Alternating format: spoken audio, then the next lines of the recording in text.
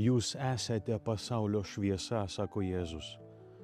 Ar tau pažįstama situacija, kai labai stengiesi patikti, spindėti bet kokią kainą, būti priimtas kitu ir galiausiai išeina nekaip? Pasakai per daug arba nutyli, kai reikėjo kalbėti. Bandai suvaidinti teisingą scenarijų ir vis tiek anksčiau ir vėliau pasijunti dirbtinis. Nes šviesos neįmanoma suvaidinti. Tikro grožio neįmanoma imituoti.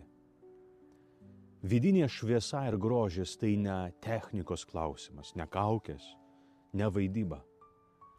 Gražus ir spindintis iš tikrųjų yra tik Jėzus.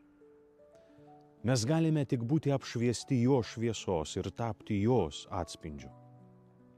Iš savęs mes nespindime. Tik jo šviesa apšviečia mūsų tamsą, mūsų istoriją, mūsų žaizdas, mūsų trapumą. Jį nepanaikina, bet perkeičia.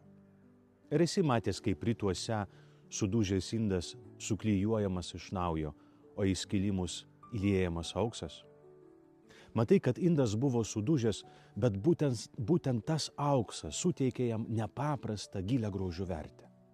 Taip yra ir su Dievo šviesa.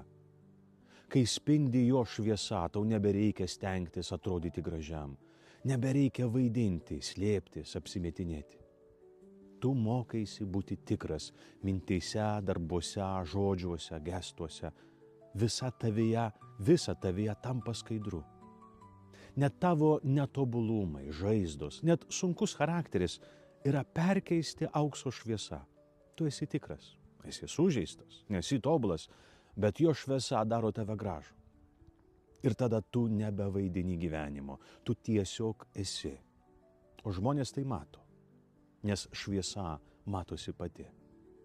Žmogaus persmelkto Kristaus neįmanoma paslėpti. Jis tiesiog šviečia. Palaimintos dienos.